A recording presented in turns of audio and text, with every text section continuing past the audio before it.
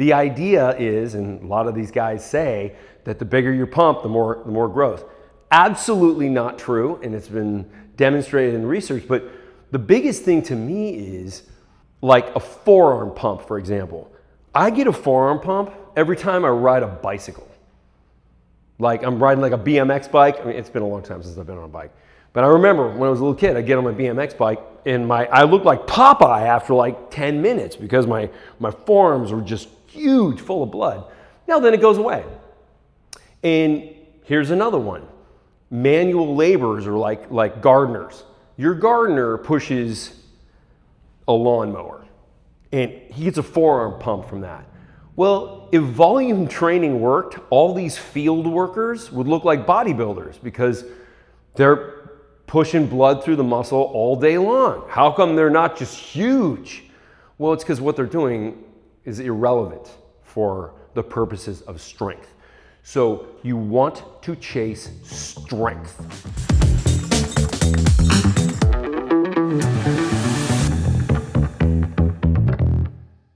Hi. My name is Jaquish. I'm a doctor of biomedical engineering, which gives me a unique perspective beyond what a lot of sports scientists online have to say. Today, I want to talk about the difference between building muscle and building strength. Now, you're going to find so much information that says that these two subjects are different subjects. There are reasons that it is explained this way, but none of them are good reasons. In fact, some of them have to do with neurology. So there's a couple of different ways people get stronger.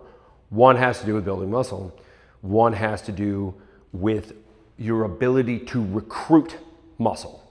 So in the beginning, when you start training, some people are able to recruit muscle very easily. You know, they gain size, they gain strength. Other people who don't recruit very much muscle, over time they begin to recruit muscle. And if you see the progression line of people who are strength training, eventually size and strength become exactly the same subject. And I've mentioned before, there's a study where they take MRI of a pectoral, and by looking at the thickness of the pectoral, they can determine what the individual's bench press is going to be with 95% confidence. And keep in mind, there's two other whole muscles that are involved in that movement. So, but the pec, the size of the pec, the amount of meat you have there will determine how strong your bench press is. So like size and strength are exactly the same subject.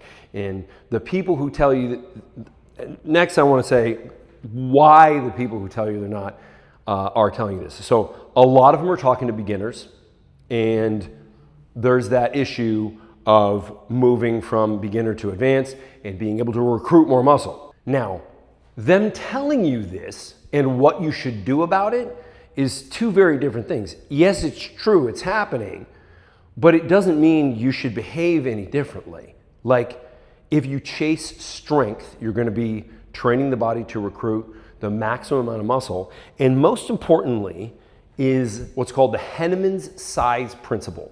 I'll put it up on the screen, but the Henneman Size Principle basically states that the more force that goes through the muscle, the heavier you're lifting, the larger motor units get recruited. So as you begin to exercise and you're not going to fatigue, or let's say you can do 10 repetitions with something that you're grabbing, a particular exercise, you have the ability to where the first couple repetitions you may only be recruiting the smaller motor units, but as it is perceived as heavier because the smaller motor units are getting to a little bit of exhaustion, now you're using the larger motor units. And this is why I tell people, if you chase strength, you will get the results faster than anybody else, because all the other methods that are talked about of gaining muscular size are somewhere between sort of inefficient and grossly inefficient. Like, for example, we hear all the time, you got to chase the pump.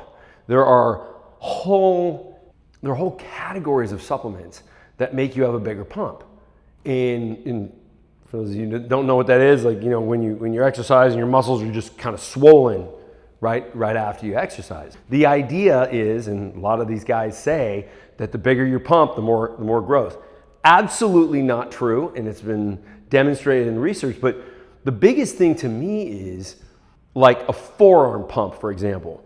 I get a forearm pump every time I ride a bicycle.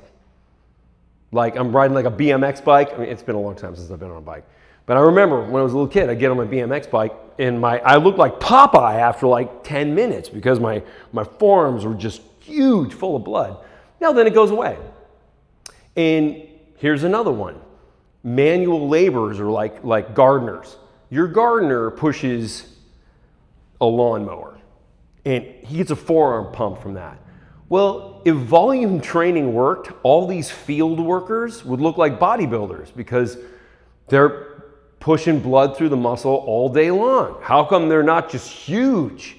Well, it's because what they're doing is irrelevant for the purposes of strength. So you want to chase strength. That's it. That's the takeaway. That's what you want to write down. Also, even the volume people who have a ton of musculature, a lot of them take performance enhancing drugs, and that changes how volume training works, by the way. Like natural athletes, I've yet to meet one that has been very successful. Marginally successful, yes. Yet to meet one was very successful by doing volume training. Typically natural athletes, they just have to go after the lower repetition, higher force, shorter volume, more intensity type approach to get the effect that they're looking for. I hope this helped. Ask questions in the comments and I will answer them. See you on the next one. If this video helped you, I want you to subscribe and follow. I'm going to put out videos on a regular basis. I think they're going to help a whole lot of people, especially if you're one of those people that doesn't just instantly grow from lifting regular weights. We've got the answer for you.